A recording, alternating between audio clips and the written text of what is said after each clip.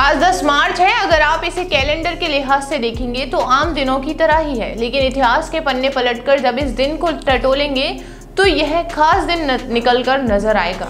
जी हाँ, आज ही के दिन वर्ष 1897 में भारत की पहली महिला शिक्षक सावित्रीबाई फुले का निधन हुआ था। बेशक उनके निधन को एक सदी से ज्यादा का समय बीत चुका है, लेकिन भारतीय समाज में उन्होंने जो योगदान दिया है उसे आज भी याद किया जाता है।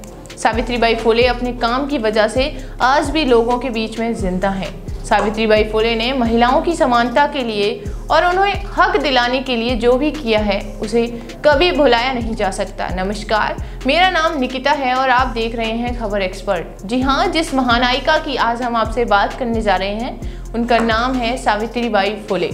सावित्रीबाई फुले का जन्म 3 जनवरी 1831 को हुआ था। इनके पिता का नाम खंडोजी नेवेसे और माता का नाम लक्ष्मीबाई था। सावित्रीबाई फुले का विवाह 1840 में ज्योतिराव फुले से हुआ था।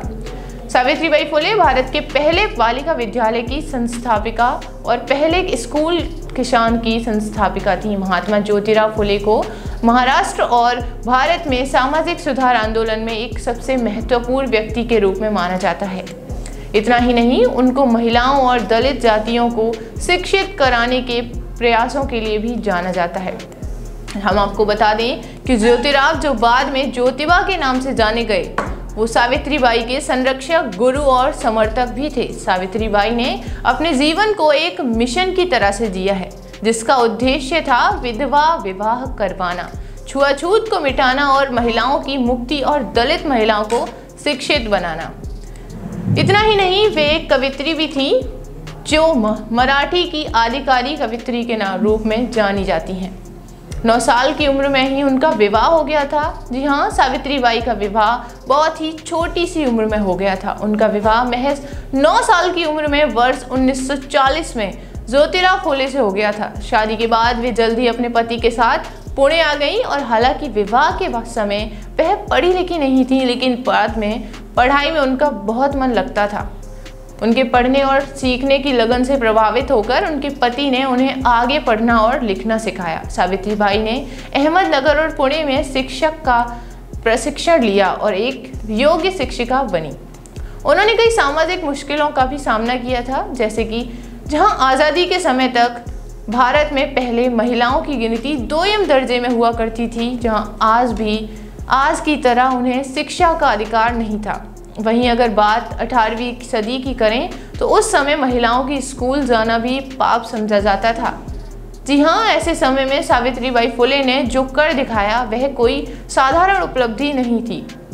वह जब स्कूल पढ़ने जाती थी तो लोग उन पर पत्थर फेंकते थे। इस सब के बावजूद वह अपने लक्ष्य से कभी नहीं भटकी और लड़कियों व महिलाओं को शिक्षा का हक दिलाया। उन्होंने आधुनिक मराठी काव्य का अग्रदूत भी माना जाता है। भारत की पहली महिला शिक्षिका सावित्रीबाई ने अपने पति समाज सेवी महात्मा ज्योतिबा फुले के साथ मिलकर 1848 में उन्होंने बालिकाओं के लिए एक विद्यालय की स्थापना भी की थी। जब वे स्कूल जाती थीं तो विरोधी लोग उन पर पत्थर मारते थे, उन पर गंदगी फेंक देते थे।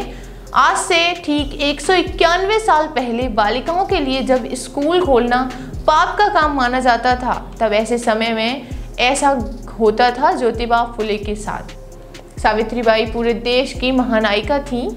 हर बिरादरी और धर्म के लिए उन्होंने काम किया था। जब सावित्रीबाई कन्याओं को पढ़ाने के लिए जाती थीं तो रास्ते में कई लोग उन पर गंदगी, कीचड़, गोबर आदि विष्ठा तक फेंक दिया करते थे। सावित्रीबाई हमेशा अपने बैग में एक साड़ी लेकर चला करती थी और स्कूल पहुंचकर गंदी कर दी गई साड़ी को बदल लिया करती थी। अपने पथ पर चलते रहने की प्रेरणा से बहुत अच्छे से दी है।